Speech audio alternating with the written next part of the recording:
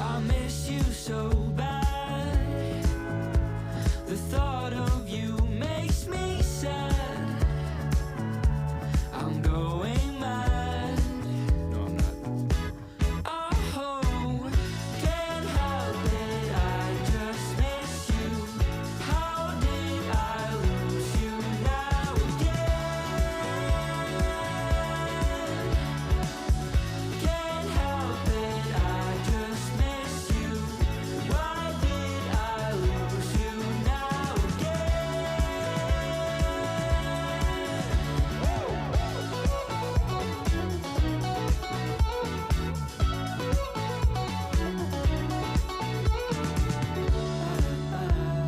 Feeling lonely.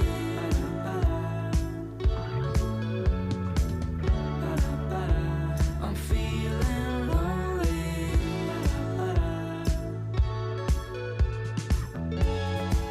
You were gone and my cell phone too. You were gone and my cell phone too. Oh,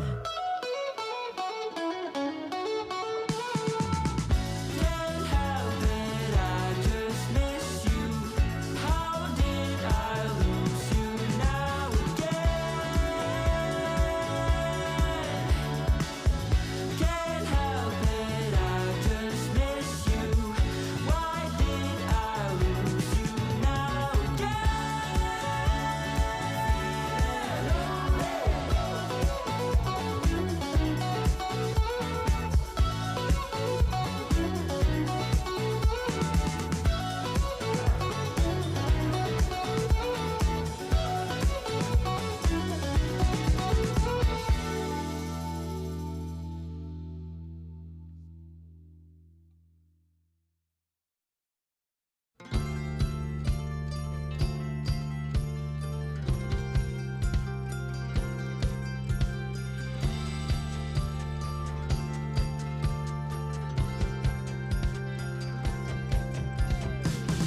I want to live where soul meets body, and let the sun wrap its arms around me and bathe my skin in water cool and cleansing, and feel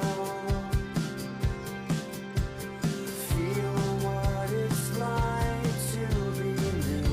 'Cause in my head there's a Greyhound station where I set my thoughts to far off destinations, so they may have a chance of finding a place where they're far more suited than here.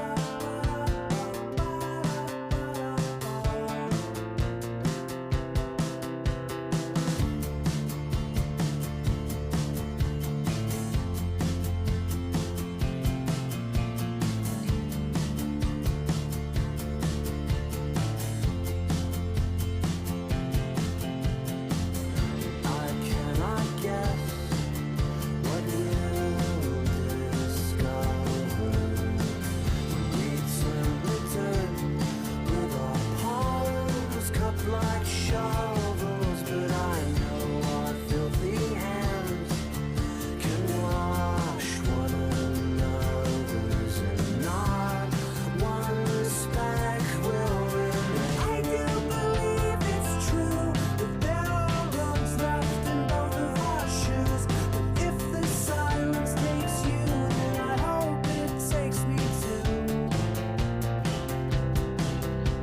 So brown eyes, I'll hold you near.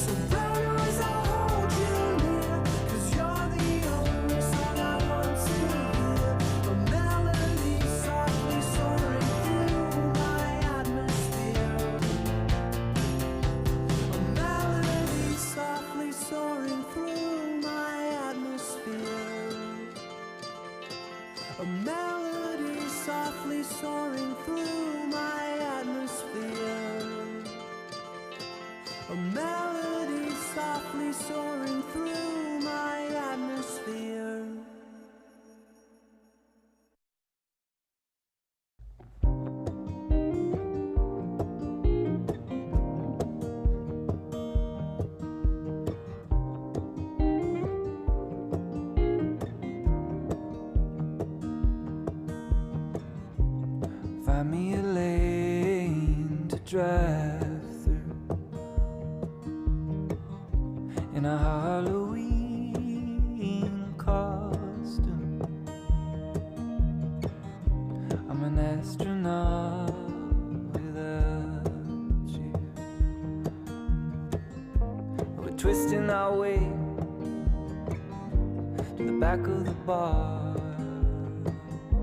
You're locking the door, falling into the stall.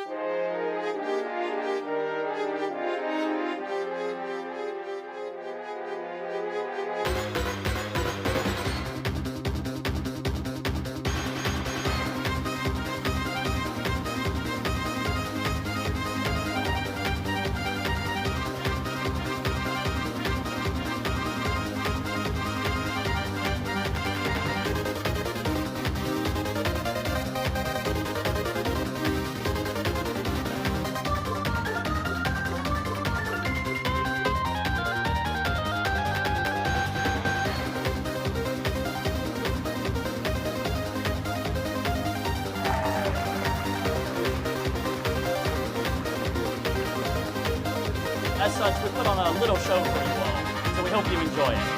So, to get right on with it, let's go to the debate.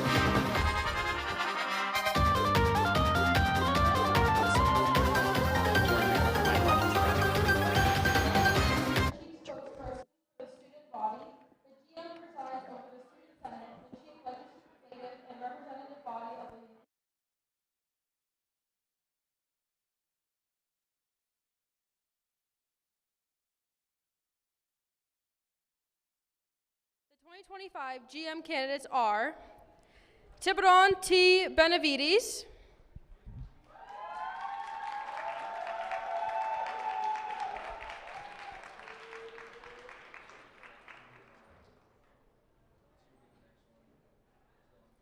and Vicky Guo.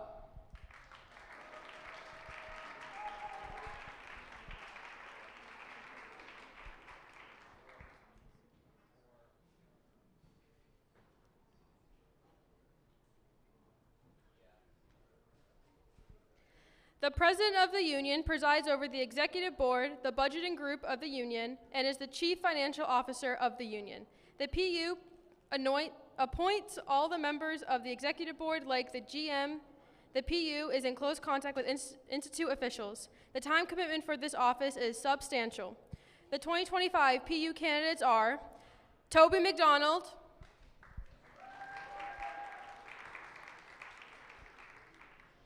and Isabel Lieber.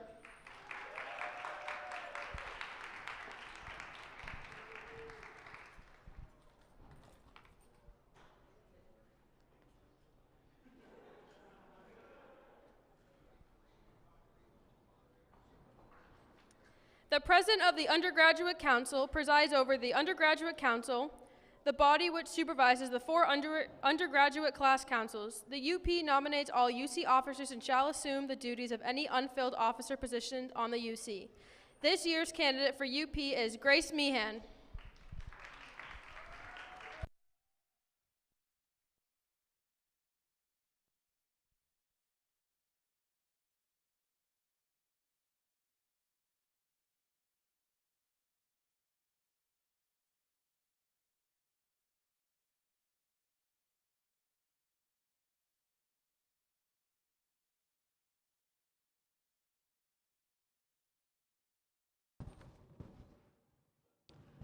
First, quick round of thank yous.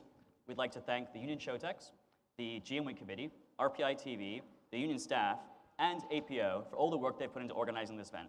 This event is entirely student-run for students. The lights, the sounds, the broadcast going out live to the entire student body, all of it. There are no staff involved.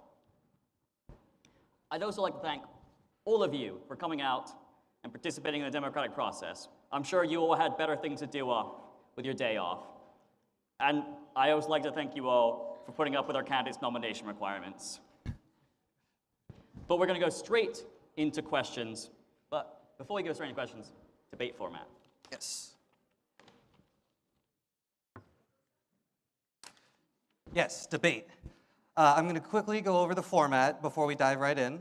The candidates were given this format ahead of time, but it's important that everyone else in the audience is aware. So the debate will consist of several sections. There are general questions, candidate-specific questions, we'll take a short break, a crossfire section, and then questions from the audience. Each candidate will be allowed to make a short opening and closing statement. Candidates will have 1 minute 30 seconds to respond to questions. The timekeeper will indicate when 30 seconds are remaining. Each candidate has also been given 2 green cards and 2 orange cards. A green card can be used to add an additional minute to their time, and the orange card can be used to respond to another candidate for 1 minute. The questions have been prepared by a panel of students representing the membership of the union. Sample debate topics were provided to the candidates ahead of time, but the questions were not. Audience questions can be asked live or submitted through the Google form. As the moderator, I did not write any of these questions.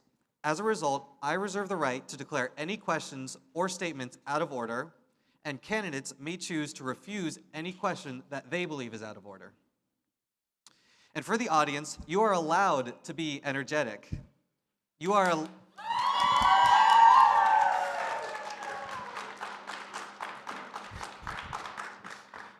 allowed to be enthusiastic and show some spirit. However, I do ask that you remain respectful. It takes a lot to be up on this stage, and you want to hear the questions for the candidates that you will be voting for. Anyway, enough with the rules. So we're going to jump straight into questions again. So to ensure that these questions are represented by the student body, in addition, this year we collaborated with the Polytechnic and wrote these questions building off initial responses from the primary debate, which was held last Friday. So we're going to start with opening statements. So who won the Grand Marshal? You will start. And you have 4 minutes. Hi everyone, my name is Vicky Guo and I'm running to be your next Grand Marshal. I'm a computer science and business management dual in the class of 2026. And throughout my time at RPI, I've dedicated myself to serving the student body in different leadership roles. These experiences have given me insight into the challenges we all face and have driven my passion for student advocacy. As a CS1 mentor, I've worked closely with students navigating their academic journeys. I saw firsthand the struggle students face, whether it's keeping up with coursework, finding the right academic resource, or just feeling supported in their learning. As a residential assistant, I've gained deeper understanding of how housing and dining affect student well-being. I've seen students struggle with unreliable housing options and limited food access, making these issues central to my platform. Additionally, as a former president of Red and White, RPI student alum organization, I've engaged in discussions about financial literacy and long-term student success. I've also advocated for better support for ARCH students because I believe that the current system doesn't work for everyone. The reality is that many students miss out on key opportunities simply because of their internships, co-ops, or research that don't align with ARCH's rigid structure. That's why I want to expand ARCH exemptions, not just for students with job offers, but also for those pursuing personal project or startups. For those who can't get exemptions, I want to push for more summer programs to make the summer semester feel more valuable. So I definitely know some of you are going to be asking, why am I not running for president of the union, where I have most of my student government experience? Well, the answer is simple. While I'm so deeply passionate about student clubs and organizations, I want to focus on broader issues that may impact every single one of us. And the best way to advocate for them is through the Student Senate and the role of Grand Marshal. So my commitment to you is I believe RPI can do better for housing, for ARCH, for food, accessibility, and for career support. I want to fight for real tangible improvements that will make student life easier, more fulfilling, and less stressful. If elected, I will be an active, visible, and engaged Grand Marshal, always listening to your concerns and pushing for meaningful change. Let's work together to build a stronger, more connected RPI, one where students feel supported, informed, and empowered. I hope to earn your vote. Let's make this happen together. Thank you.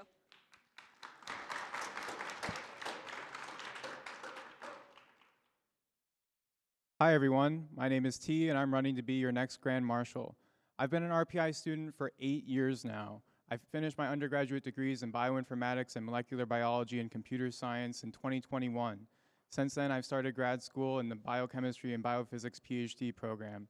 As an undergraduate, I was involved as an LA, an RA, the president of a fraternity, Sigma Phi Epsilon. I've also been conducting research on campus since I was a sophomore. As a graduate student, I've been a TA, and I've gotten involved in student government through Graduate Council and the Student Senate. People have been asking me why run now as a graduate student. It's because I've seen what life was like when Shirley was in office, and I know that right now is the right time under this administration to make positive changes in the union. I also realize now that grads are entirely underrepresented in the union. If elected to this position, I will be the second PhD Grand Marshal in the union's history. When you look at my policies, you'll see that there is significant alignment with the Rensselaer Forward Plan. My policies will create a more equitable union that works for all students, not just undergrads. We'll also increase the research footprint of RPI by increasing undergraduate research participation. Finally, we're going to increase the number of effective alumni that are associated with RPI by creating stronger ties between the graduate students and RPI traditions. But I cannot and will not forget undergrads. A lot of the issues that face undergrads are persistent problems that have been at RPI since I was a freshman 8 years ago. These include issues around dining, ARCH housing exemption, difficulty finding ARCH internships, communication problems between the administration and the students, and vice versa.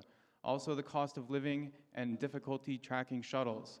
There's also new problems. Greek life is dying. Deferred recruitment is not helping the way that the administration thought it would, and pub-safe relations have been going downhill since 2020. We need your help as the student body to be active and engaged in the process of student advocacy. The administration and us up here on stage know that this does not work without your help. I understand that many people are apathetic about RPI student government's ability to strive for change. I know this because I was once one of those apathetic undergraduates that thought we couldn't do anything and was wary of campaign promises that were being shifted around this time of the year. I believe that I have a unique perspective to offer to RPI and RPI student government as Grand Marshal in the Student Senate. I believe I am able to represent all students fairly through my experience and 8 years as an RPI student. RPI is a very rare school. We challenge our students to change the world. We are the next generation of pioneers, entrepreneurs, engineers, scientists, and leaders. We are following in the footprints of giants until we grow and grow and grow and leave our own footprints for others to follow. I promise you that one day we will grow to solve the challenges of our time and place in human history, and that starts right now here at RPI. Get involved, stay involved, take on responsibility. I hope that I can earn your vote tonight. Vote T for Grand Marshal. Thank you.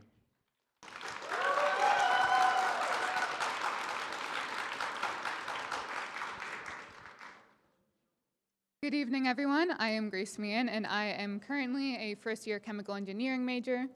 And first, I want to thank everyone for coming out tonight. It's really great to see so many people involved in our government. And first, I want to talk about my experience. I am currently the secretary of the Class Council of 2028. And through this, some of the events we've worked on are the handing out roses for Valentine's Day, the Shamrock Shakes, which were last Saturday for St. Patrick's Day. And I've learned a lot from my time in government so far, including gaining firsthand experience throughout the RPI government here, learning about the inner workings of it. I've also learned a lot about different perspectives. Through being on the 2028 Class Council, there's a lot of different perspectives there, lots of people from many different backgrounds, and it's really cool to see how we all collaborate to go through the decision-making process. And this secretary job has also strengthen my organizational skills. I take minutes and keep all the records, and my role really demands reliability, consistency, and accountability, and I'm sure that I can continue these through the undergraduate president job. And now through my policies, my campaign has a lot of common themes, including connectivity, involvement, and identifying with RPI. So for green spaces, adding more green spaces and rejuvenating the current green spaces. Right now there is a wildflower committee which I want to continue to work with, where we will plant wildflowers around campus. And also setting up a place to borrow sports equipment, because I know for the Sharp tennis courts and there's a basketball court around Freshman Hill, a lot of people are missing out on those opportunities because we don't have that equipment, so I really want to make it available to everyone. And creating more outdoor seating and maybe student art installations as well to make sure everyone can see the great work these students are doing. And I also want to highlight other school achievements by creating a newsletter where people can submit their achievements and we can highlight them. And so in conclusion, I'm passionate about building a stronger sense of community and involvement in RPI, one where school pride goes above academics and stress and we can have a unifying factor for everyone. And I really look forward to the opportunity to present and work with everyone. Thank you.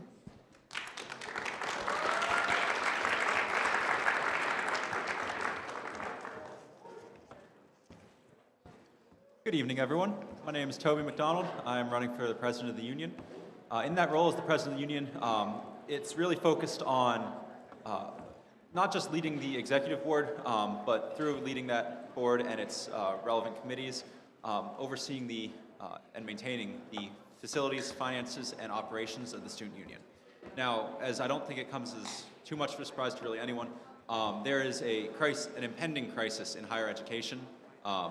Across the country, we are seeing very rapidly declining enrollment across higher education institutes. Now, for an institution like the Union, that survival depends on membership, and that membership is directly tied to the enrollment here at RPI, that means that we're going to have a very interesting next couple of years. And I say that to mean, if this institution being the Union, wants to survive, we need to really make sure that we're focusing our efforts in the right places, and we need somebody who has the experience to be able to guide that organization. I have spent the last several years working in all kinds of roles with experience in executive leadership and executive management for organizations of all sizes, both nonprofit and for-profit, including organizations where I've had staffs close to 600 people. There is, as much as both myself and Izzy have extensive experience within the inner workings of the union itself, there is not anybody sitting up here who has that level of experience managing organizations that size. Now, as for my goals, I've mentioned we want to keep this union around through the hardships that it's going to face over the next couple of years. But beyond that, I want to make sure that over the next term we are setting not just groundwork to be able to survive that, but the groundwork that even through those hardships, we as an institution are able to thrive, and that we as an institution are able to leave that rocky road far stronger and far better than we've ever been before, through things like engaging our alumni and our donors, engaging with the institute administration and the union administration to make sure that we can undertake facilities projects that will really benefit the student body and will ideally cement the sustainability of this institution for the foreseeable future, including projects like trying to bring the Playhouse back to use. Yeah.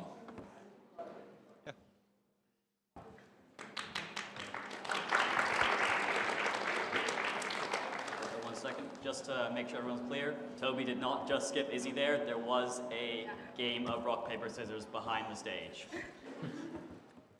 I wanted to lose.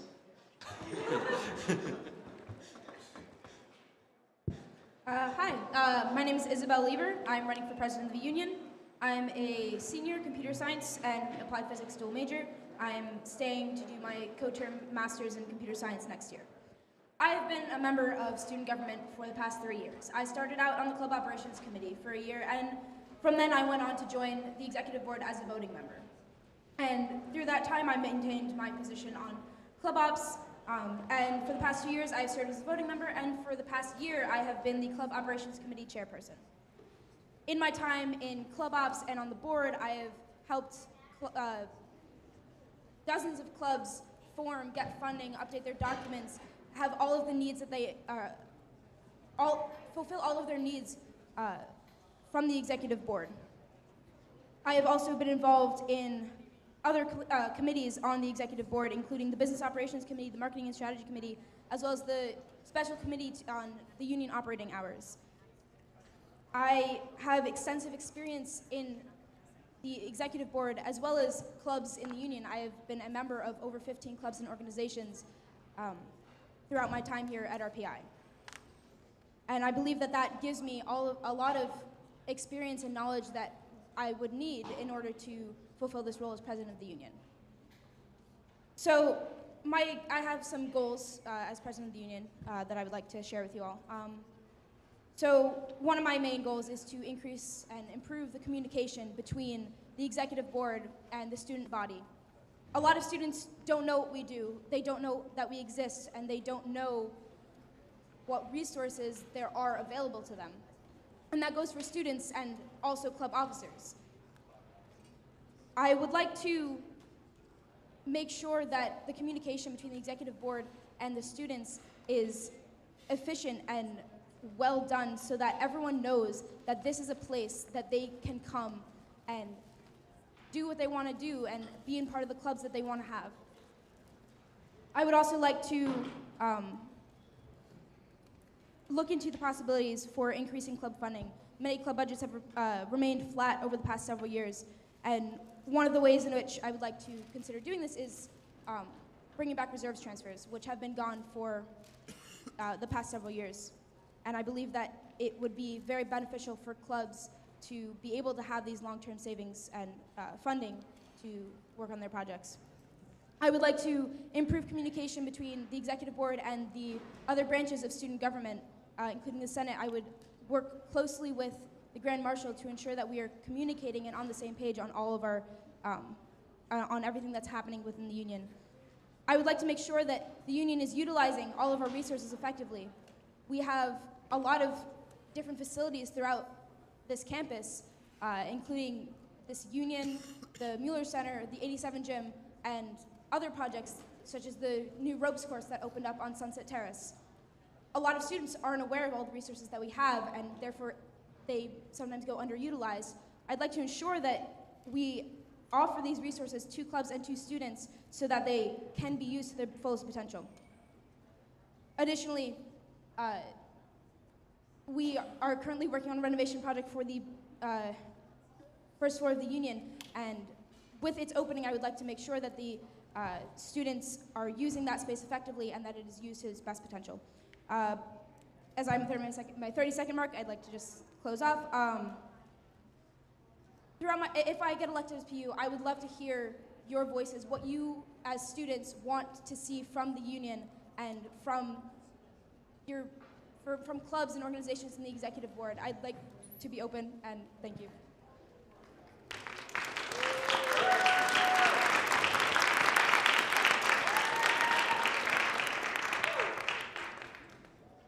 Nervous, Toby? You nervous over there? Of course. Historically, we've had some very softball questions on this stage. Those were some amazing written statements, but where we're going, there will be no pre-written statements. I'm going to start off with one question that was submitted from the Poly, and there are QR codes all over the room. If you want to continue submitting questions, they are being screened live throughout the debate. And this is a particularly good question. So I want every candidate, starting with Vicky, to answer it. You've got 1:30. What is the purpose of student government as a whole? Why should someone vote? Not just for you, but at all. So student government as a whole is a legislative where we are for the students, by the students.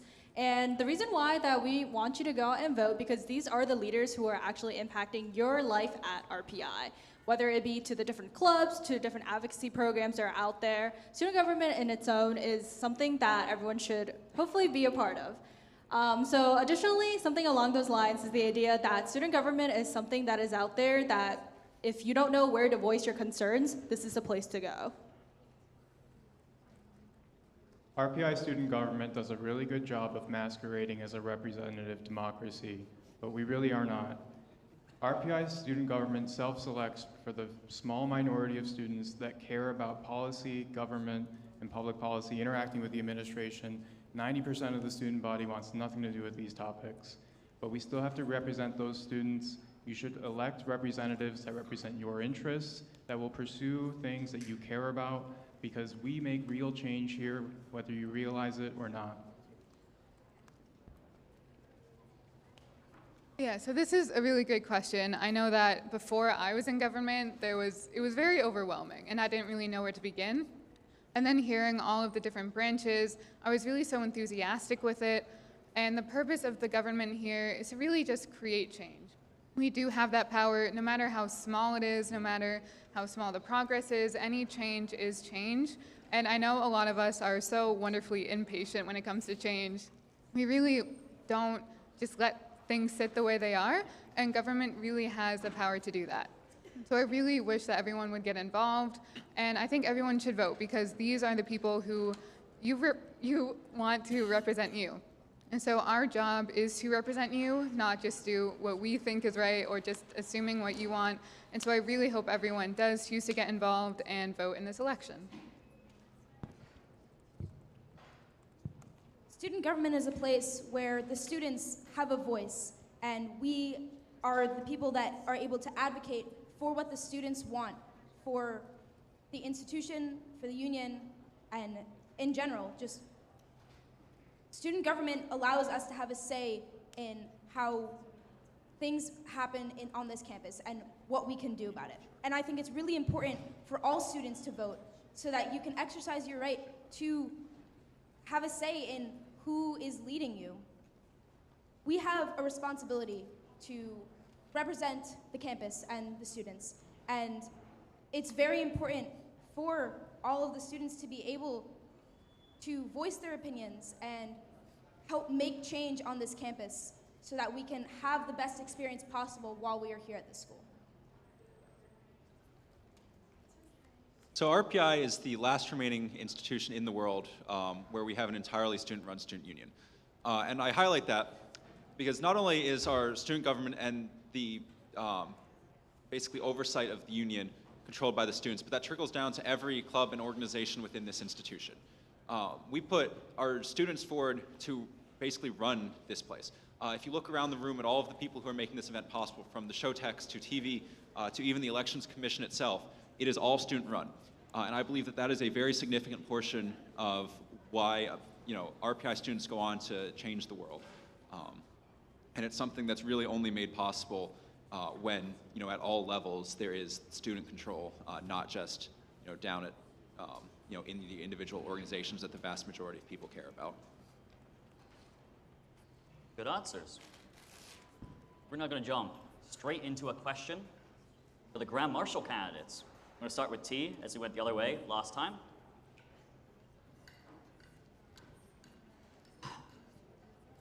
Both of your campaigns have been criticized as being pushed by certain groups in the union. T, you've been called the candidate of the Graduate Council. Vicky, you've attracted criticism for being called the candidate of the RA Union. How do you address concerns that you are only going to represent these groups that put you into office? Well, first, I'll just say that I was an RA before they unionized, when they were actually cool. I'll also say, hello, on this issue of, if I'm able to represent undergrads, I am. I spent 4 years as an undergrad here. I'm the only candidate on stage that's able to sympathize with the full 4-year trajectory of what it means to be an RPI student. I think maybe except for Izzy. So no, I'm not just out here for grads, and also the Grand Marshal does not really have an ability to push for any specific policies. A lot of the policies have to come from the individual senators or from other students. So yes, I have issues in my policies which are grad-centric, but I will be a Grand Marshal for all students, and I will create a more equitable union for all students. Thank you.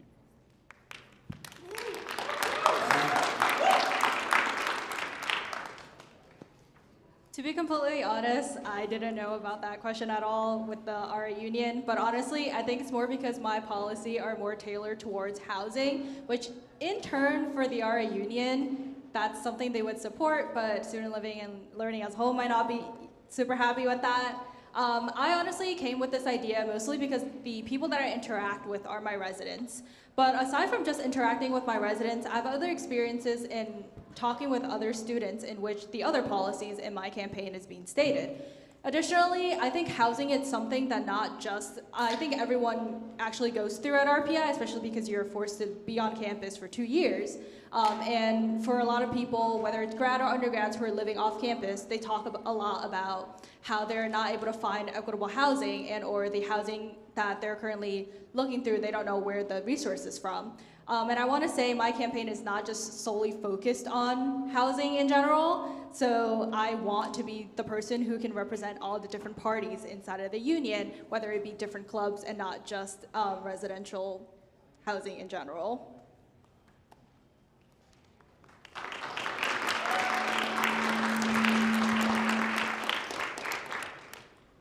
Next question for the undergraduate president. Well, elect, effectively. But your only role in student government so far has been the class of 28 secretary. It has also been reported by members of student government that you've not been to a current undergraduate council meeting. Reported. How do you plan to run the undergraduate council with your current experience? So I am correct, the 2028 secretary right now. And I don't think that my experience in government should just be limited to my one cohort. I am ready to make my impact known on the entire student body, well, technically just undergraduates. And I do have experience, and I don't think that should go unnoticed. I have not been to an undergraduate council right now, well, meeting right now, and that is because I am kind of new to government, but I don't think that should scare anyone. I am fully aware of my responsibilities, and I know what I'm getting myself into. I have had conversations with Paul and Ria so far, and we do have plans to keep them around, make them advisors, mentors, and I am very much open to communicating with them and still holding my own. I'm not just gonna let them take over for me, and I do have a lot of work ethic, and I am prepared to implement any student feedback, and I know that respect goes both ways, and so I am ready to earn it from the current council and any other members of government that I will collaborate with. Thank you.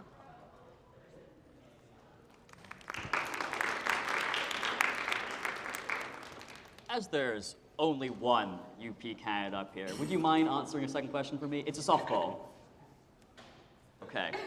I have 4 spicy questions here for the President of the Union. Should I ask the one about the previous executive board, or should I ask the one about their campaigns? Wait, are you gonna ask like both? And it's just like the order? Just one. Okay. No interference, please. You know what? Okay, I feel like about their campaigns would be too easy, so maybe about past exec board.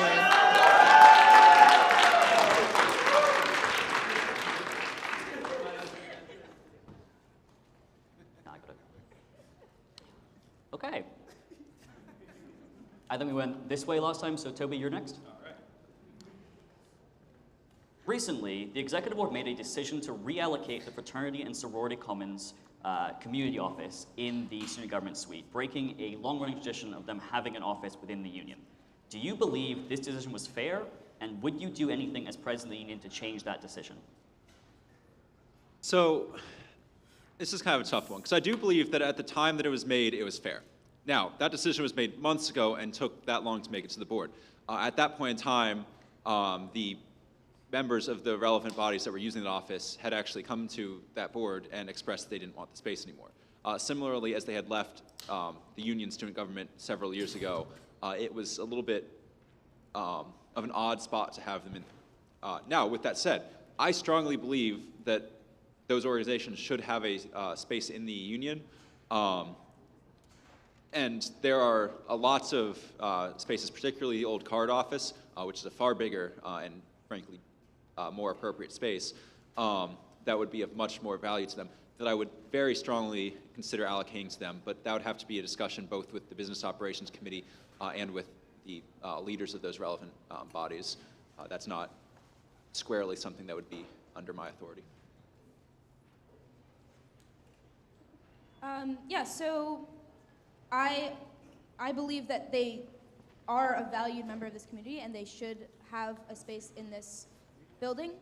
At that executive board meeting, we had lots of discussions on those reallocations. And at the conclusion of the meeting, I made it clear to the representatives from those boards that they can come to the Business Operations Committee to request another office in the union. As the Business Operations Committee, which I've been a member of for the past 2 years, we've been working on reallocating offices within the union, not just in the student government suite, but also throughout the rest of the building. And I believe that we can find a space for Greek life councils within the building, and I think it's important that we maintain this relationship with them.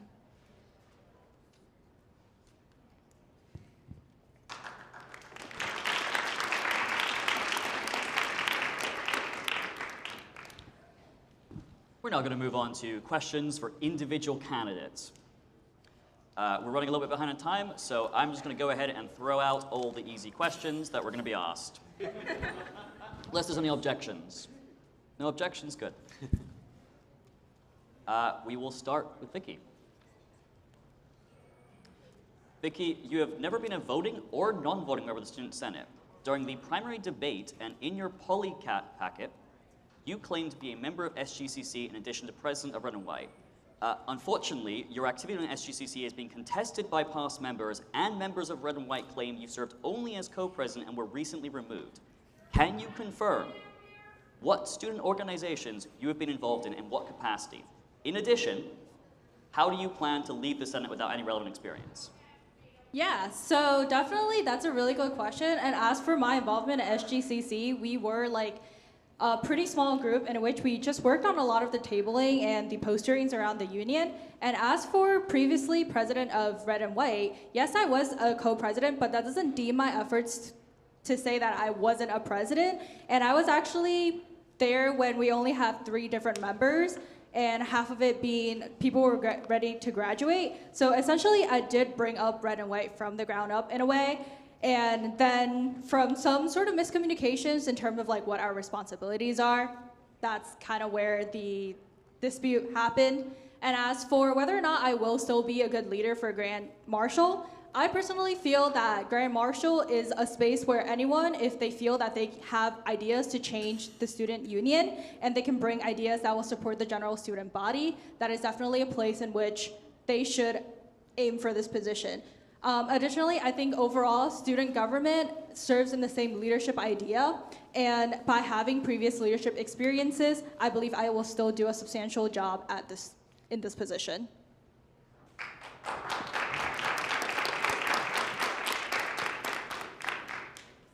T.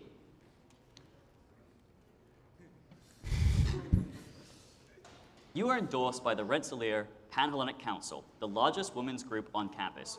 Do you feel you have a good understanding of the female experience at RPI as a minority group of students? In addition, given recent events, what is the role of DIA advocacy within the Senate? No, I'm not a woman, and no, I do not know everything there is to know about women issues on this campus. But I think that we can, in the Student Senate, work with PubSafe to make campus safer for all students, including women. There was a lot of issues that happened, especially last semester, some of you might be aware, and we need to increase trust in public safety to keep students safe. We need to increase accountability and increase education around Title IX training and the Good Samaritan policy. These are things that I think all women care about. We need a safe campus for everyone. Tim, I think. Of course. Given recent events, what is the role of DIA advocacy within the Student Senate? Right, yeah, this is crucial. This gets back to what I was saying before, that we're not a true representative democracy. We represent such a small minority of students, and we can't represent the diversity of all student experiences on this campus without your guys' support. One of my policy initiatives will be to create an invitation to speak section at the beginning of each meeting, where I will proactively reach out to different student groups and student leaders to come and represent their interests in front of your elected representatives.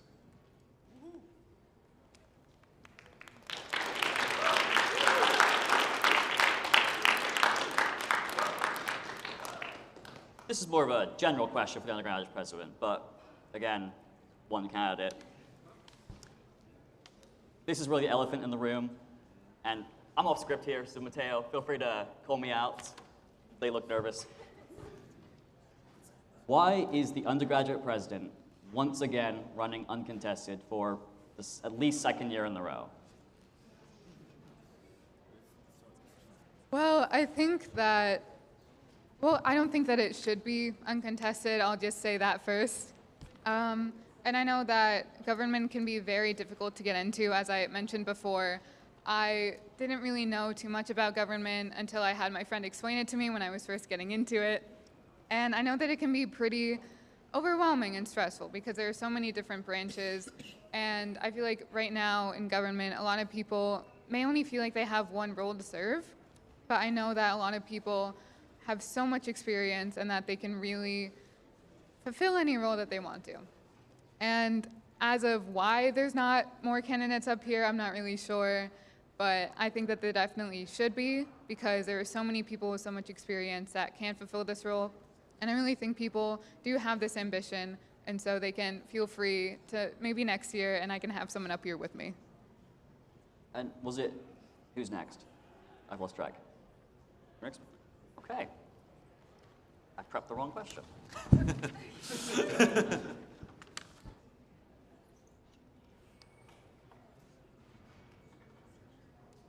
Many clubs and organizations have complained about the laborious process of getting recognized, and as well as clubs like Students with Families not receiving starter budgets or not returning for starter budgets, after starter budgets, especially when you were club operations chair. How do you plan to address this?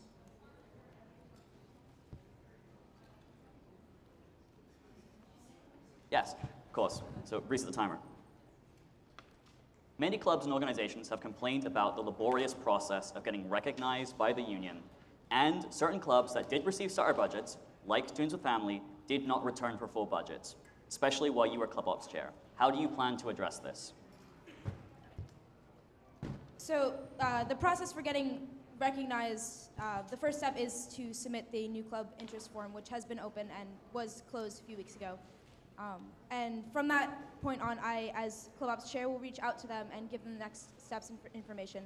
I have done my best to reach out to them in a timely manner and ensure that they have all the resources and answer all the questions. And I'm always there to answer questions and help them with the whole process as they need to, as they go through it. As for starter budgets,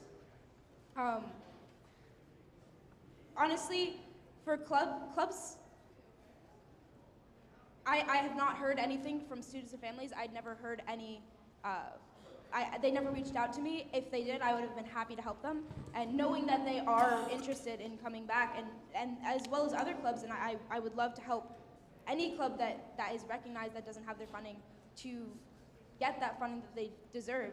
And as president of the union, I will ensure, I will do my best to ensure that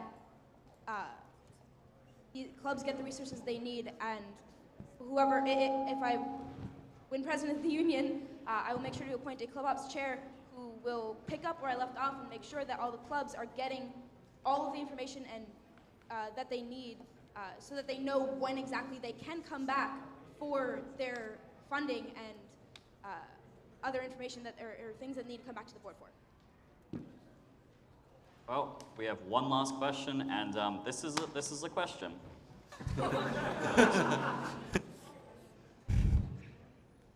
Toby, you were recently denied the position of Vice President of Rules and Special Projects of the Executive Board by a vote of 6-4-4 on February 26. If the previous board was not willing to appoint you to a leadership position, with only a single month left in the term, how do you plan to convince the student body that you are worthy of a higher leadership position on that board? I feel the need to point out, if you look at that vote total, that I did in fact have a majority of the votes. Unfortunately for me, you need 2/3 majority, which was not met due to a decided indecisiveness of the board. I believe one of the kind of rampant problems that we've seen on the board as of recently is a lot of board members who have become, for the lack of a better word, disengaged, who have basically, I don't want to say become apathetic, but in a certain sense have become apathetic and have not been willing to make a decision directly. And I believe that was basically, that's a symptom of the same underlying problem that caused that selection. I don't believe that the board was fully assessing the options before them, nor that the best decision for the interests of the students nor the interest of the board was made. You have used your red card. I was in that conversation. I was in the discussion. We had an extensive discussion regarding Toby's appointment to the VP, and I do think that the discussion was thorough. And while he may not know the exact discussion that was happening due to being a closed room, that doesn't mean that it wasn't discussed fully and the decision made with informed minds. And while yes, the vote tally did show that there were 4 people that did not cast a vote, there were still significant divide within the board that many of them did not have the confidence to vote in favor of Toby's appointment. Okay, well, on that note, on our first red card of the night, we are going to be shortly breaking for 10 minutes. After that break, we will be returning, and candidates, for the first time in a few years, will be giving direct responses back and forwards, which is why Mateo will be standing here to call things out of order if they believe it has exceeded the fair spirit of the election. Remember to submit questions through the QR codes around the room and stick around, and we will be now recessing for 10 minutes. We will be coming back to the alma mater. That is your signal to return.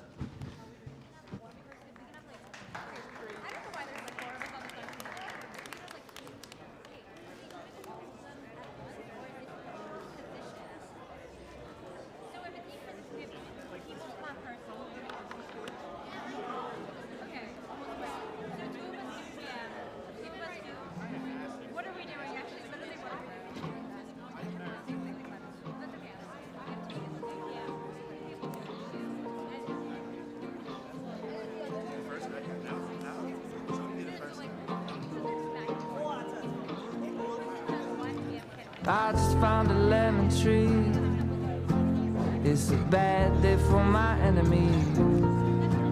It's the sugar water in the breeze. And I'm ready, I'm ready. Someone play the harp for me. I'm ready to leave my body and this could be a race. We'll fly into the space between the lies we told and find the good in every soul is our connected energy. Well, how would I know you were thinking of me in a dream?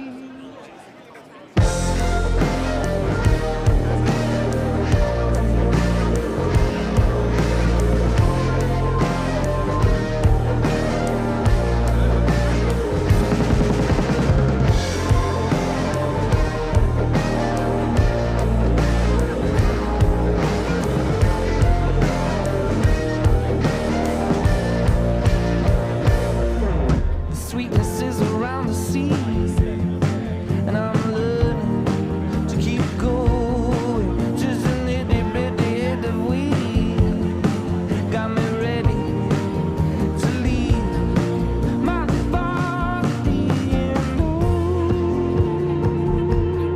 this could be a race. Fly into the space between the lies we told and find the good in every soul is our connected energy. Oh, how would I know you were thinking of me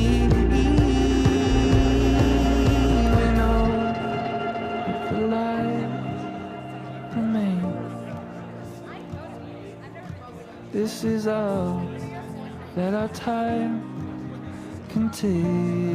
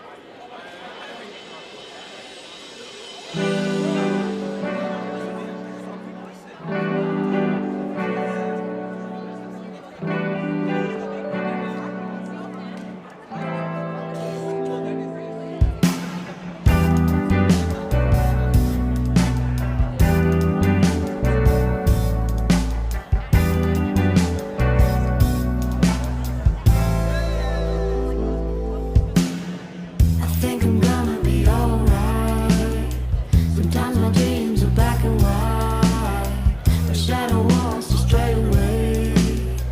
I never wanted it anyway.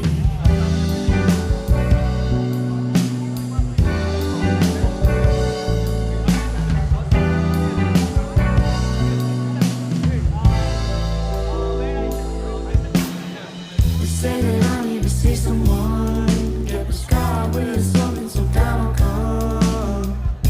But we are the road ones, we don't answer to no one.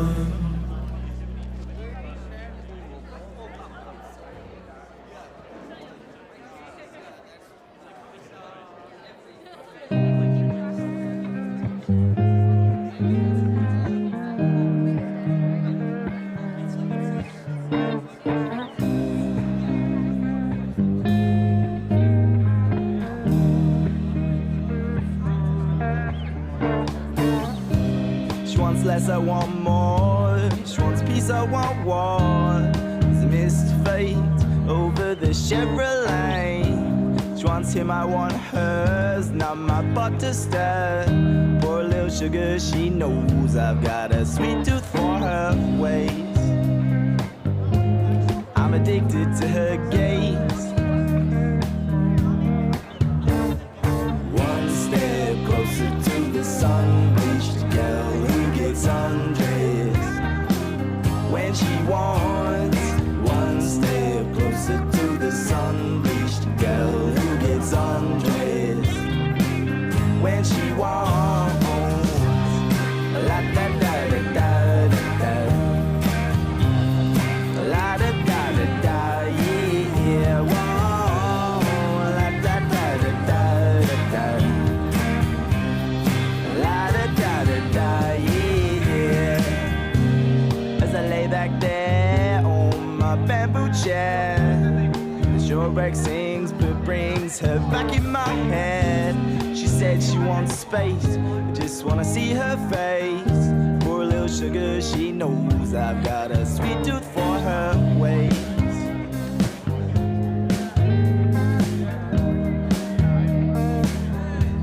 I'm addicted to her gaze. Oh yeah, yeah, yeah. One step closer to the sun-bleached girl who gets undressed when she wants. One step closer to the sun-bleached girl who gets undressed when she wants. One step closer to the sun-bleached girl who gets undressed when she wants. One step closer to the sun-bleached girl who gets undressed when she wants. La da da da da da. La da da da da, yeah.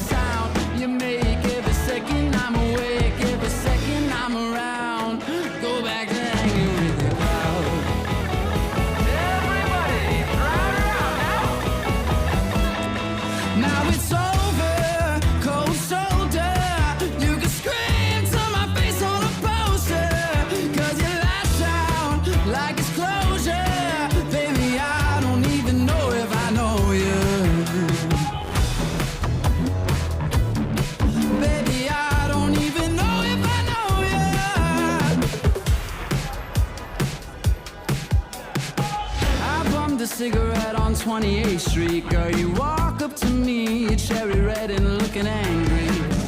Say something like, la, la, la, who do you think you are? First time you got denied it, now I just laugh it off. Surrounded by all of your doubts, so loud, your mouth, it's vicious and you're proud of the sound you make. Every second I'm awake, every second I'm around. Go back to hanging with your crowd.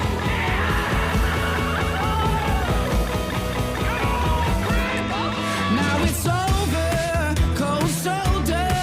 You can scream to my face on a poster, 'cause you lash out like it's closure. Baby, I don't even know if I know you. Baby, I don't even know if I know you. Baby, I don't even know if I know you.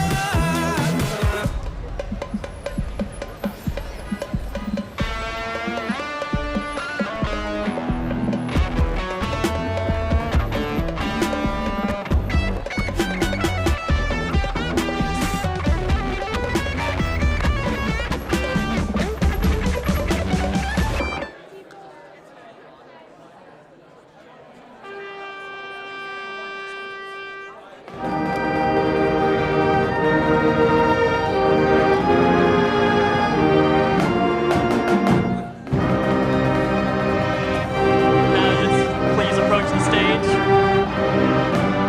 Candidates, Please. specifically the PU candidates, the president of the union candidates.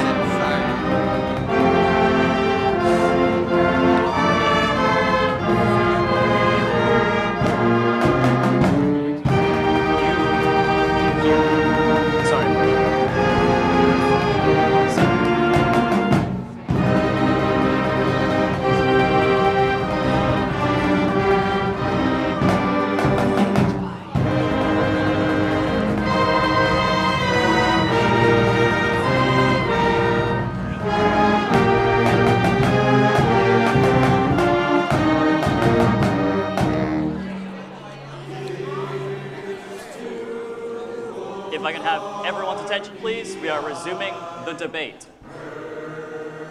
As you can see, the format of the stage has changed, and the president of the union candidates are no longer sitting next to each other.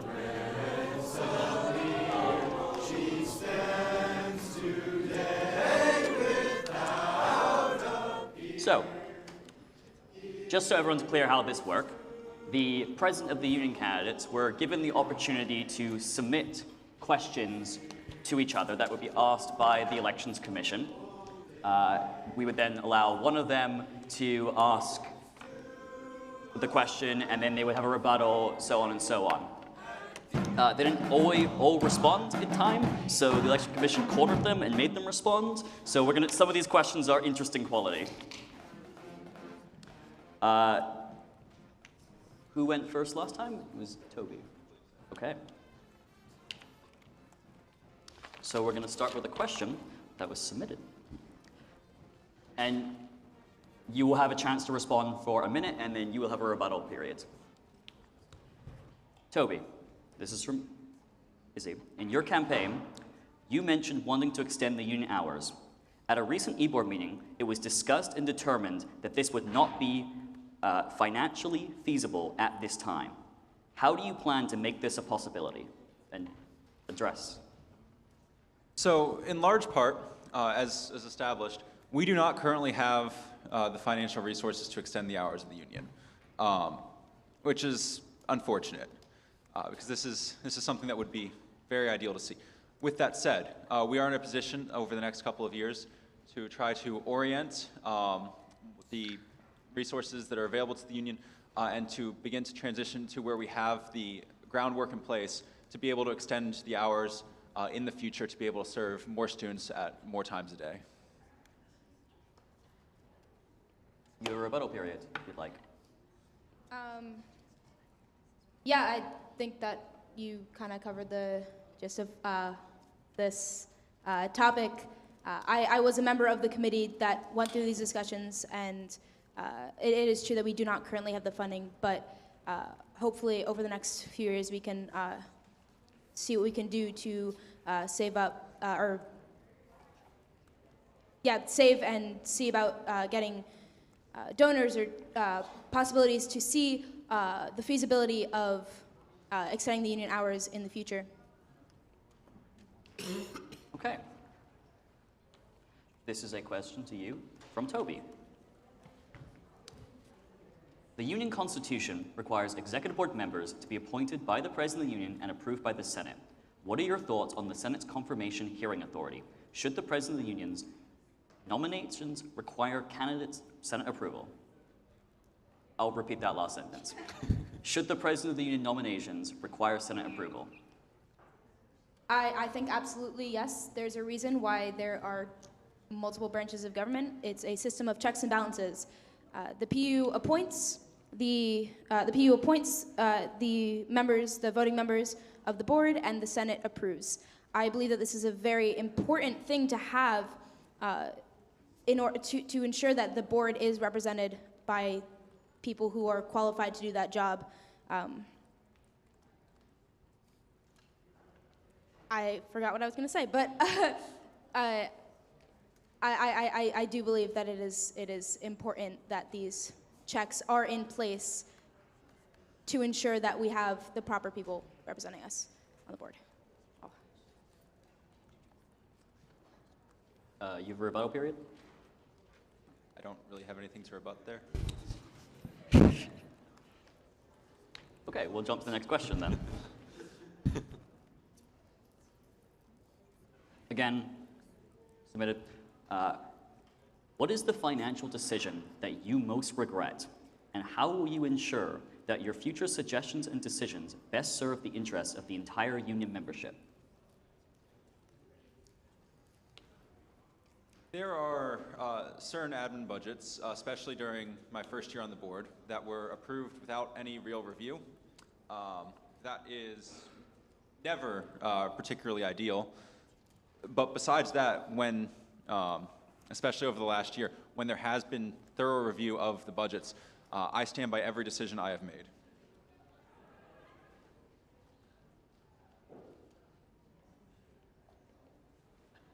No rebuttal? Hopefully the Grand Marshals have a bit more of a back and forth. That is the deliberative branch, so there is some understanding here. Yeah, look, we know the Senate loves to yap. The Senate does love to yap, that is true.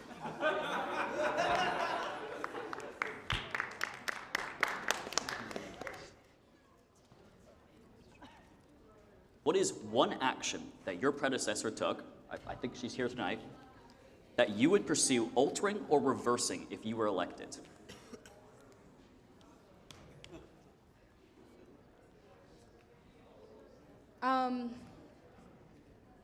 I think Kat's done a great job as PU. I think that she has done a great job of getting a lot of people involved in the board. I think that we could improve upon certain appointments on the board to ensure that members are continuously doing their jobs. As oftentimes when they start out on the board, they begin their process but then don't continue to fulfill their duties, and I think it's important that we need to make sure that the representatives on the board will continue to do their jobs and fulfill their responsibilities to the executive board and the union. Okay. No rebuttal? No? Okay. So that is actually the questions that they submitted. I'm going to ask, do either of you have any questions now you'd like to ask? I have got a question for you regarding that question. How would that be rebutted? Fair enough, fair enough. Any questions? If not, we've got plenty of President of the Union questions prepared by the Elections Commission that we did not ask, and those are always softballs, of course. Eagerly, okay, we can go one of those. Okay. We'll ask these, yeah, sure. So we got some classics here. This one, yeah. And we'll just switch to both candidates then. Who just spoke? Okay. All right, Toby. Several organizations, for example, the Poly and the IFC, have endorsed candidates for Grand Marshal, but have chosen not to endorse a candidate for the President of the Union.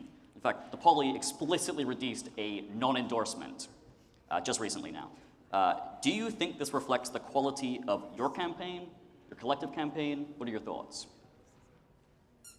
What I'm fairly confident happened here is that they wanted to endorse Joe Bowers, and rightfully so. Unfortunately, he didn't make it to this point in the election, which hasn't been something that's happened in years. So I don't think there was a backup plan prepared that they were happy enough with. Do you wish to answer the question? Yeah, go for it. I don't think that the Poly choosing to not endorse either of us means that either of us are bad candidates. They just decided not to do it. I think it's important that the students make your own decisions and you choose who you want to vote for, regardless of what the Poly says. And while they are an important part of the union, and their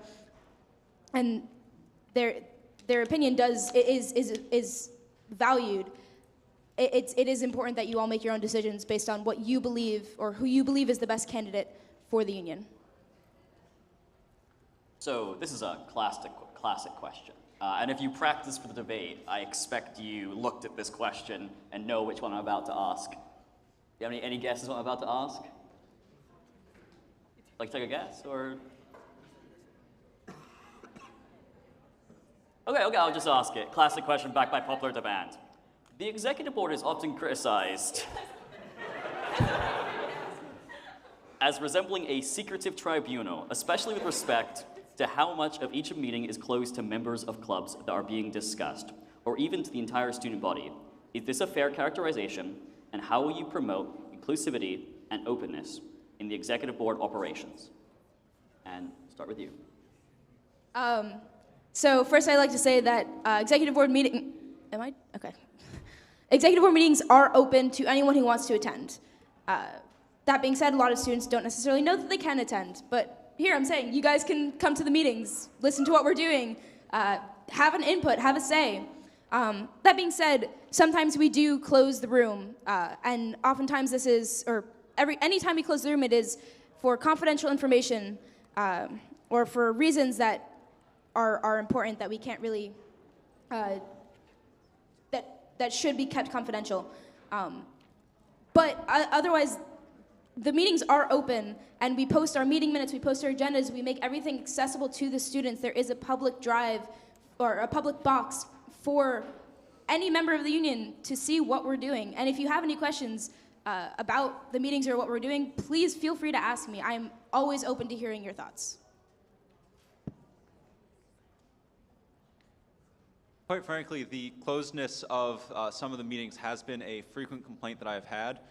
It is something that was mentioned during my Poly interview and several other times throughout my campaign. And it is something that I would like to definitely address.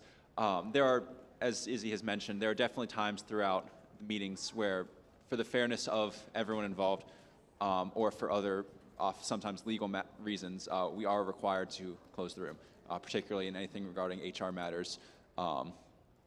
But beyond that, we do have options for making sure that more people are able to understand what is going on and have their own feedback heard.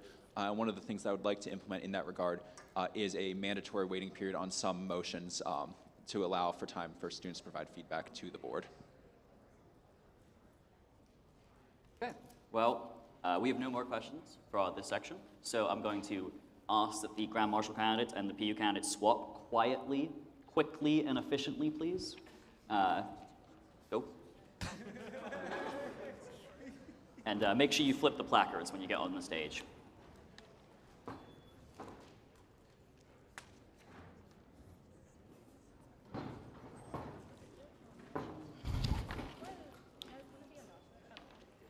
So I'm just going to say that the PU candidates are not a lot of yappers.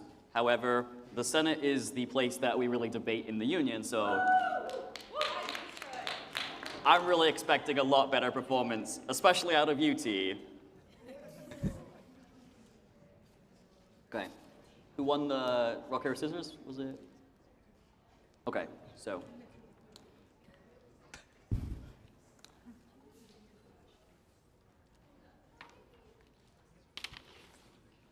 Okay. Aside from the Title IX training that is held, what specific steps will you take to improve student awareness of Title IX and the Good Samaritan policy? I think that a big part of this revolves around working with PubSafe very proactively and reaching out to students during orientation events.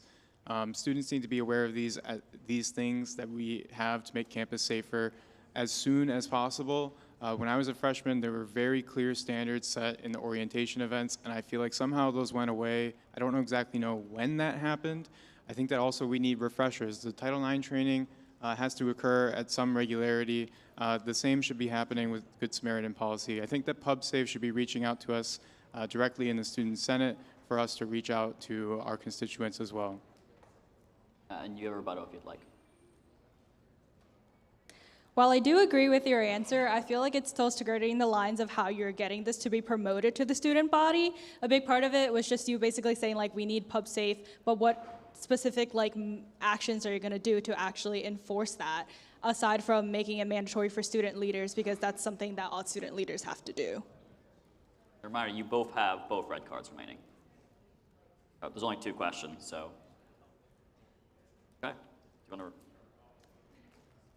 Yeah, I'm open to policy to make these events more mandatory from student leaders to attend, but it shouldn't just be student leaders.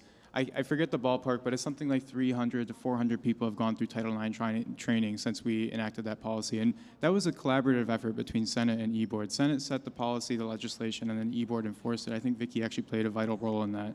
And I think that just goes to show that we need collaboration. This doesn't just fall upon Senate and doesn't just fall upon E-Board. We need everybody to be engaged in this process.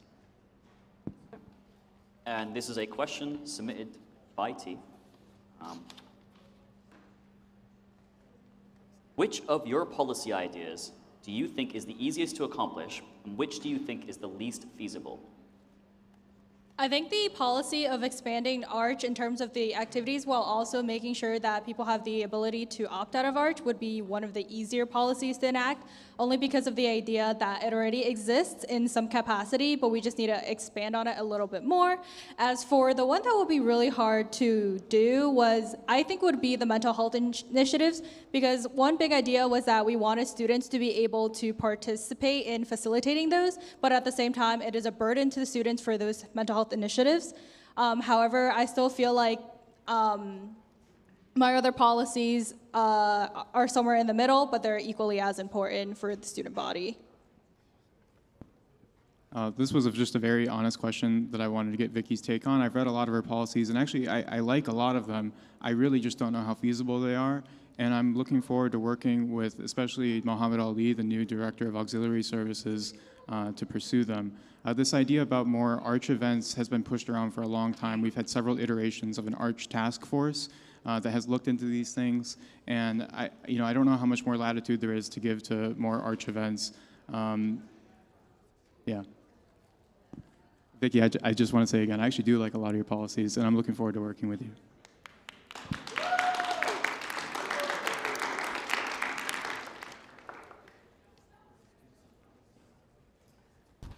T, how will you work with faculty to create more accessible research opportunities for students? So this is another point of alignment between my policies and the administration, particularly Matt Olschlager. We've talked already about the steps that the administration is taking to make undergraduate research more accessible. We're looking to create an opportunity for students to enroll in a course within their own department that will provide kind of like a matchmaking service between that student and labs that are looking for undergraduates within the department. Another opportunity is to work with the CCPD to encourage faculty to list their research positions on Handshake. You can rebuttal. Yeah, this is not really rebuttal, but I think T and I's view on both the research is aligned, so I do agree with his policies. Okay, and this is from T. Vicki, what are you doing to align with the Rensselaer Forward plan? Yeah, so I think the Rensselaer Forward Plan in itself was to really encourage people to how to make Rensselaer and go out and change the world. And I feel like by honestly running for this position in itself was one of them, especially because it's out of my comfort zone. And a lot of people are gonna say, like, you had all the opportunity to run for president of the union, given that's what your experience is in, but you're actually going out there to try to go for a different role. So I think personally, these initiatives that I have put out there was the idea is to be able to help other students also achieve like that changing the world idea. I think that my premise for asking this question is because I read the Rensselaer Forward Plan and I aligned my policies with it as much as I possibly could. You know, the three goals, the three priorities of the administration to pursue their 5 and 10-year plans is to stabilize undergraduate enrollment, increase our research footprint, and engage alumni. And I think that all of my policies are bringing us in this direction. I agree with what Vicky said. I think that I agree with her that we need a more engaged student body. It's actually like the central thing to achieving anything at the school is that we need students to be more engaged. And I think that's why we're both up here. So, yeah. Oh.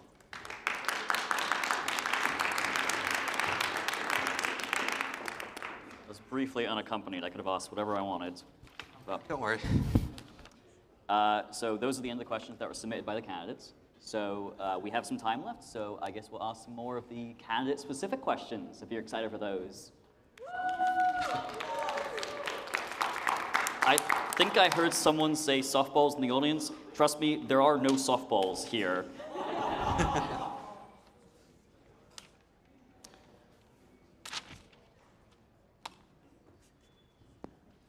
Vicky, this past term, you served as the Vice President of Club Relations, and in that role, represented multiple clubs.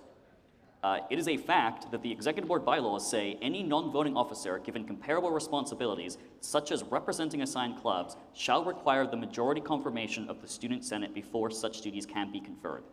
With this in mind, do you believe you should have been confirmed? In addition, how will you ensure that the limits placed on the Executive Board by the student body will be maintained? That's an interesting Grand Marshal candidate question, I'm not gonna lie. But honestly, I feel like by the bylaws that were created was on the account of both by the E-Board and also approved by the Senate, in which the vice presidents of E-Board traditionally don't really get the confirmation. And I feel like for someone to be even elected or chosen to be in that role, they probably have been confirmed by Senate prior based on their experience in terms of leading the club for them to be even at the vice president of club relations. So I just want to add on the fact that I was a club and organization rep for my 2 years before I went to the VPCR role. And I think just working with Senate in general, Senate members are elected and vice presidents for E-Board representatives or like E-Board vice presidents aren't really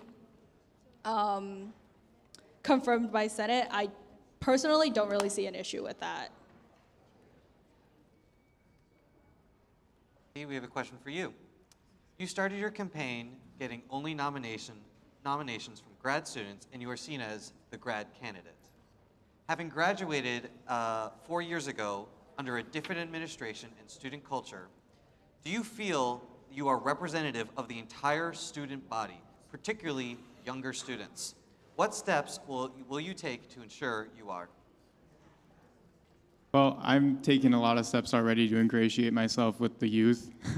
I have some really good people helping me out with the campaign. I'm learning a lot about undergrad culture, about Fizz and things like this. And look, I get along really well with undergrads at this school, and the Senate is comprised 90% of undergrad voices, and so they'll never go unheard. I also want to acknowledge, like, yes, I did only collect nominations from grad students. It was very hard. It probably made it like 5 times harder to collect nominations. And most of the grads I talked to, like 80–90% of the grads I talked to, had no idea that they pay $600 a year to this building and to the work that we do here. They had no idea the resources that they have access to through this building, and I think that's a problem. And I think that we should work together, the Senate and the E-Board, to solve it.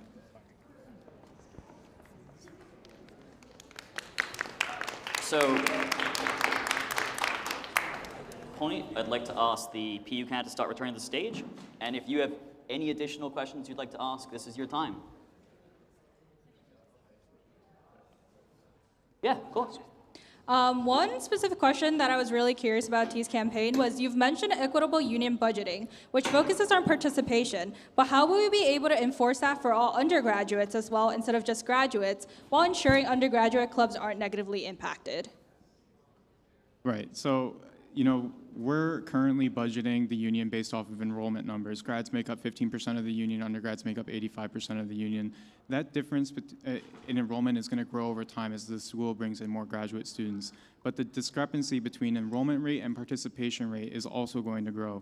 Right now, grads make up 3% of the participation in the union, again, 15% of enrollment. If we're at 15%, 50% grad enrollment, it might be 15% grad participation. And so we need to have an equitable union budgeting procedure which accounts for the actual participation of these different cohorts. We should also, this is never going to negatively impact individual clubs or organizations within the union. If grads are paying less, then undergrads will pay very marginally more. I'm talking on the order of $30 more per year for undergrads to account for $200 in savings for each grad student. This is just what's fair if you look at the numbers, and I've done so in our Enrollment Inquiry Committee.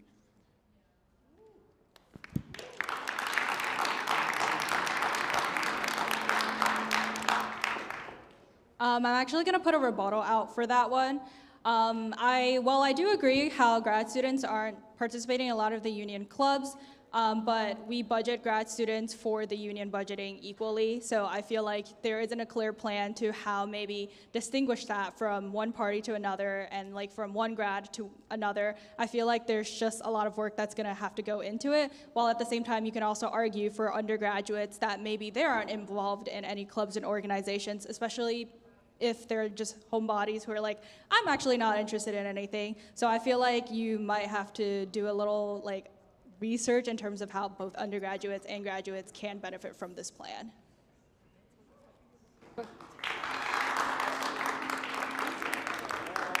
And that was your second red card, by the way, in case you weren't keeping track. So we now have the audience questions that were submitted live by audience members today, here, or I imagine on the live stream. Questions may have been slightly edited for brevity or clarity, so if you hear me changing a word, that is why. We have questions for every candidate, in fact, and we got, I don't know how many questions we received in total. Only it's on my sheet. 23, okay. So there's a high likelihood your question's here, actually. Anyone want to volunteer to ask an audience question first? Answer. I'm glad you did, though, because some of these are interesting. Okay, Toby. Your leadership style has been described as abrasive. How would you describe your own leadership style, and how would you handle conflict with members of the board under you? This came from the audience. Abrasive is an interesting term.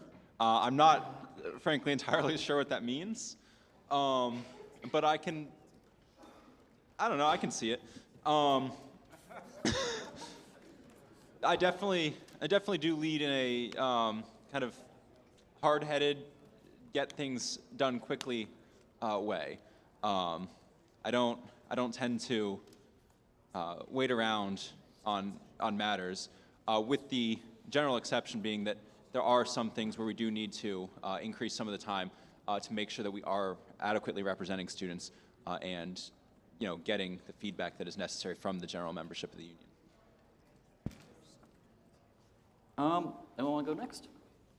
No? Okay, we'll go. Vicky, you keep mentioning clubs and organizations in your statements. However, the Student Senate focuses on student body and legislation that impacts student lives and does not focus on clubs, such as the Executive Board does. Do you think the shift in focus from E-Board to Senate will impact your ability to be Grand Marshal and lead the Senate successfully? No, I think the reason why the clubs and organizations were mentioned in my campaign overall was because I want to highlight that these are my experiences. However, I picked policies that are actually for the whole student body that I would like to implement. And as I've held many roles like mentoring, RA, and also just like being able to communicate with alumni, I feel like I do have the experience that are required to lead the Student Senate. And Student Senate on its own is not just a one grand marshal says what they need to and get it across, but rather we have a whole organization of people who are there to also keep me accountable for things that may be out of order. So I feel like I would be fit to be a grand marshal. Grace.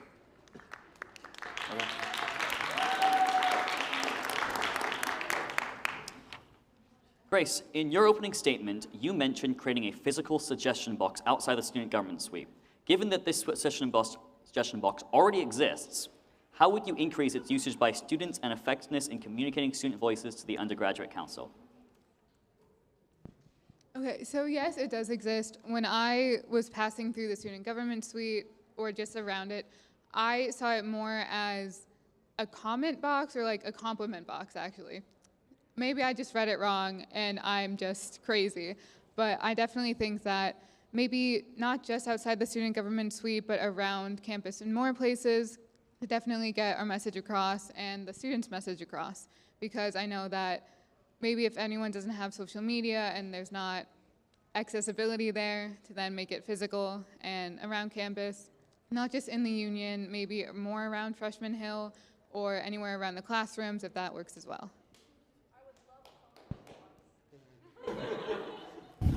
Compliment box would be nice. T, you have specifically stated that you will create an invitation to speak at the beginning of Senate meetings. As you doubtlessly know, this already exists, and the idea that you have is to move it to the beginning of Senate meetings rather than the very end. I'm not on Senate, this is the audience, but by the way you talk about it, the invitation to speak seems to go unused. What are you going to do to actually get students to go in front of Senate and talk at that invitation to speak? Right, the invitation to speak section goes unused because it's at the end of a 2 or 3 hour long meeting that nobody but the senators, and sometimes not even the senators, want to stick around for. Having it, having it at the beginning of the meeting and making proactive steps to invite community leaders to come and share their piece, share their perspective with the senators will help make our Senate a more representative body. Yeah.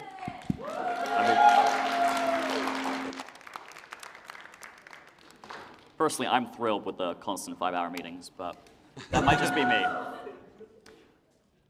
Isabel, in your candidate bio, you mentioned participation in 15 clubs. Are you actually involved in 15 clubs? And with your past commitments to so many clubs, how would you maintain your neutrality during budgeting and operations as president of the union? I feel like I kind of expected this question to be asked. Yes, I am in like 15 clubs. But I do think that I am very much able to be neutral in discussions. When we have discussions in club ops, for instance, if a club that I'm a part of is attending the meeting, I will make sure not to, or I will, as per conflict of interest policy, I won't chair the meeting at that time. But I think that I am actually good at separating my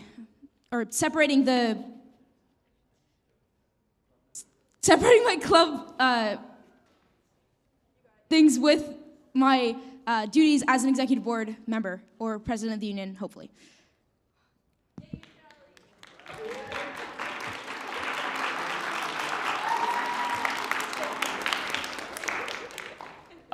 We have time for one more audience question, and based on the questions that I'm seeing that I have the option of picking from, it's either going to be from T or Toby. Who wants to see a Toby question? Okay. Who wants to see a T question? Okay. Those are literally the 2 questions I have left. So, T, you state in your opening statement that you'd like to improve the tracking of the shuttles. However, speaking from experience working on the shuttle tracker project through Arcos, the problem is actually that drivers don't want to be tracked. How are you going to fix this issue? Yeah, this is not really a Senate issue, but it is something that we can advocate for by talking to Muhammad Ali, the new director of auxiliary services. He's already expressed interest in reviewing the contract for Yankee Trails. We can fix this. I talked to students down at the shuttles down at Blipman, and they have no idea how long they have to wait. If you're waiting out in the cold, that sucks.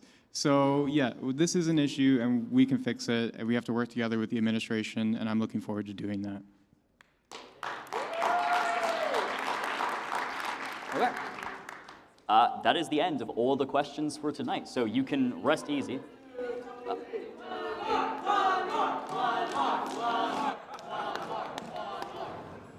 No question? Okay.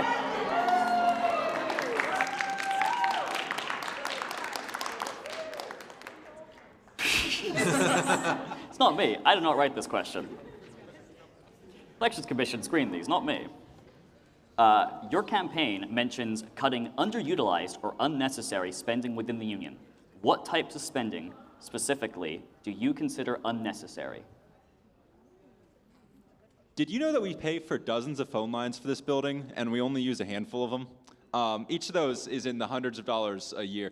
That's a relatively small one, but for example, just the fact that we have been kind of putting off actually fixing the Playhouse means that we are spending tens of thousands of dollars a year in giving them somewhere else to be able to perform.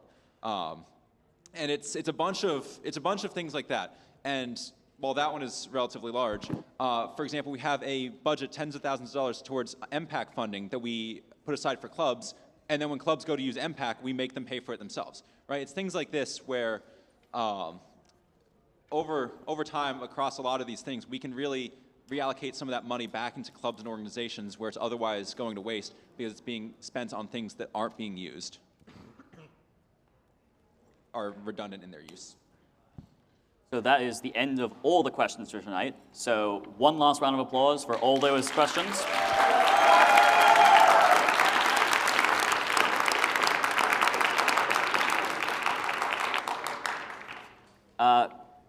One short section before we move to closing statements.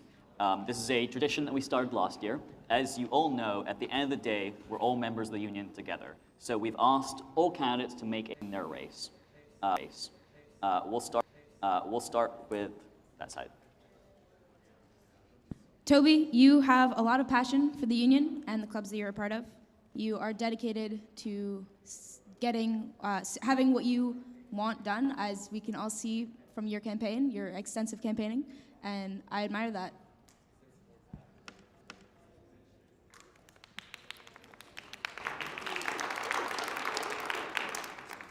Vicky, like I said in our head-on-head, I really like a lot of your policies. I love that you are so engaged with the process of shared governance and also other organizations within the union. And regardless of the outcome of the race, I'm really looking forward to working with you in the next iteration of Student Senate.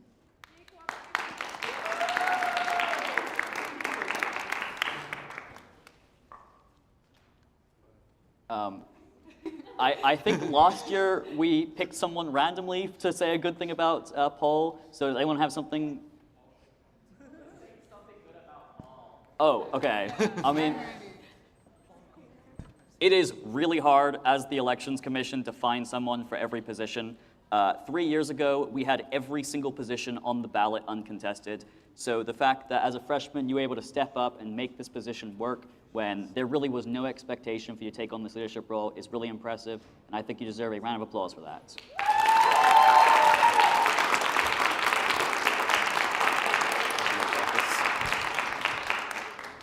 And then I can say something. Oh, yes. Okay. If you'd like. I mean, I'm not going to force you. I will. I think I really like how seriously you take all of your work, and you put in so much time. I think I saw you yesterday. You were just cranking out like packet after packet, and I really love your work ethic, and I think you should keep your hair like that forever.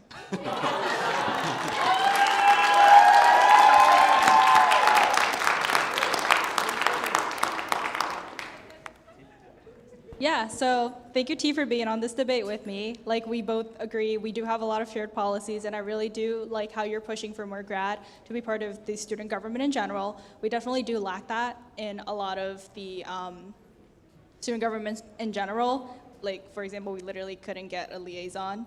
But I feel like we can all definitely agree that T is a solid candidate for Grand Marshal.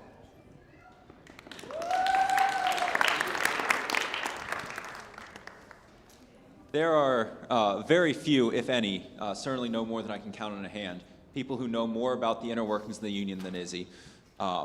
She's mentioned a bunch of the committees that she's on. I don't believe there is a single executive board committee that she has not at some point sat on, if not currently sitting on it. There is basically an endless amount of passion for the union that she has.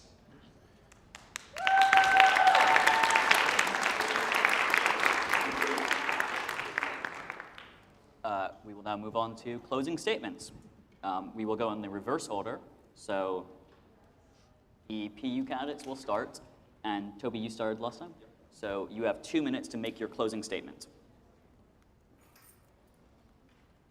So I just want to highlight, I have extensive experience on the board and lots of perspectives for the union, both as a club officer, as a member of the executive board, as the club ops chair, and even as someone who has started a club myself. I have seen all of these inner workings and all of these perspectives of, and all of the sides of the processes that go into the union and clubs. I would also just like to clarify a question from earlier, the question regarding the Students with Family Starter Budget. It was misread. It was meant to say that clubs like Students with Families never returned for a starter budget, and they did not, in fact, receive a starter budget, despite being reached out to and let know that they can come for a starter budget. That being said, I do believe that I am a strong candidate for this position, and I look forward to hopefully being able to, I look forward to being able to advocate for the union and for the students and hearing what you have to say and what you want to see from the union. And I hope that I can get your vote for Isabel Lieber for President of the Union.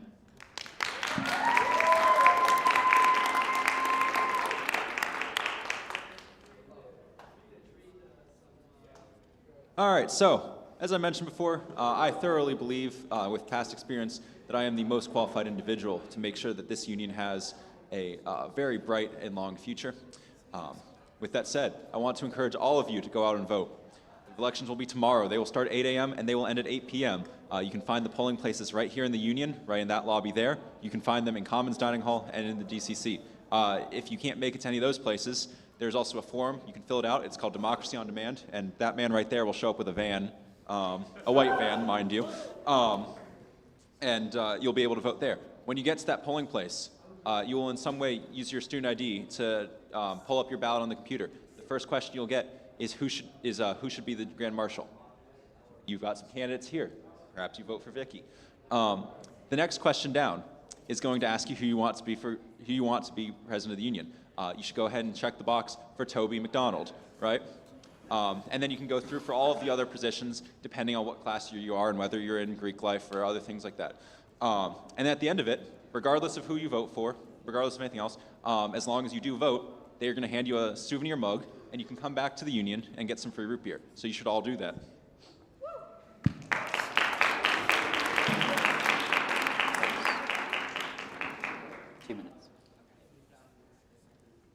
So first, I just wanted to start.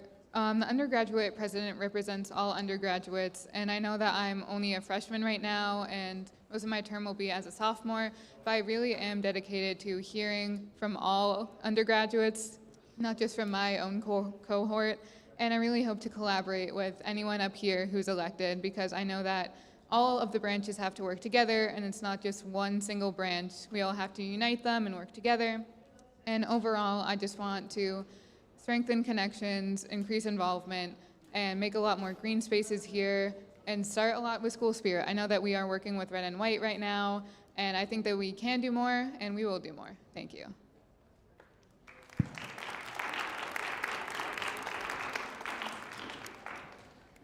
Hi again. I just want to close out by saying that I have applied to this position and putting myself out there because I'm coming at this from a point of service. I love RPI. I love the student union. I've invested 8 years of my life at this school. I believe that when RPI succeeds, its students succeed, and when its students succeed, then RPI succeeds. I will work to create a more stable union that works for all students and can stand the test of time as we dramatically increase the number of grads on this campus. Please go and vote tomorrow, regardless of who you're voting for. We need an active and engaged campus and student body to show the admin that you are invested in this idea that we call shared governance and this tradition that we've set in place a very, very long time ago. Please go and vote. Thank you.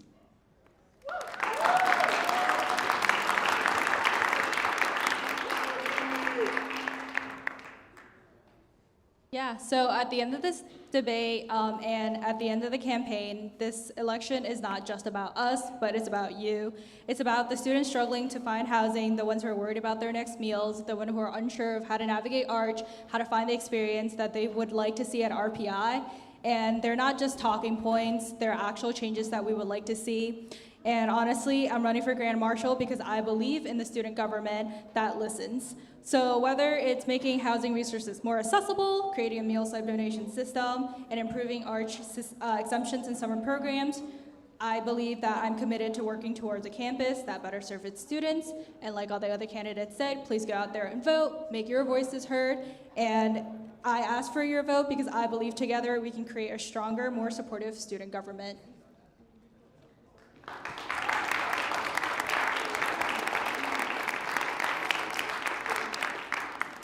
Okay, I'm now going to read a list of announcements. So let's have one more last applause for everyone, because this is the.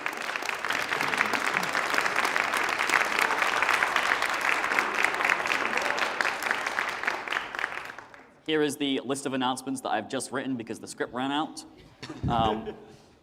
So a PDF of all questions will be shared shortly after the debate, in case you misheard me or were unable to hear what I said. If you wish to see the platforms of the candidates in greater detail to help you make your decision tomorrow, they're included in their entirety on the elections website, which is elections.union.rpi.edu, as well as the Poly has done extensive coverage this year, so thank you to the Polytechnic for doing that. And of course, obligatory, all poll stations will be open 8 a.m. to 8 p.m. tomorrow at Union, Commons, and the DCC Great Hall, as well as we can confirm the mobile voting station is ready to go and will be driving around campus trying to find people to vote. Go vote early because we expect a record turnout, and if you've seen the lines in recent years, it's very difficult to get your vote in sometimes when there are very long lines. One last thank you to Union Showtex, RPI TV, EC, anybody I've missed, as well as all candidates, those on the stage tonight and those who are not on the stage. It takes a lot of effort out of your schedule to run this and do all the postering and everything and write platforms. So one last round of applause for all the candidates not here.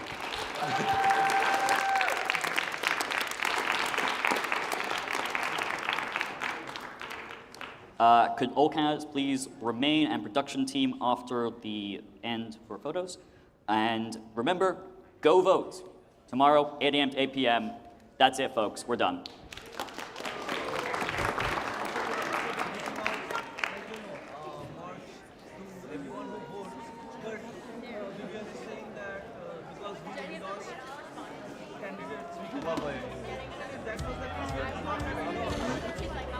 I think we're looking good for the moment. Again, it would be good to get somebody that comments on the board.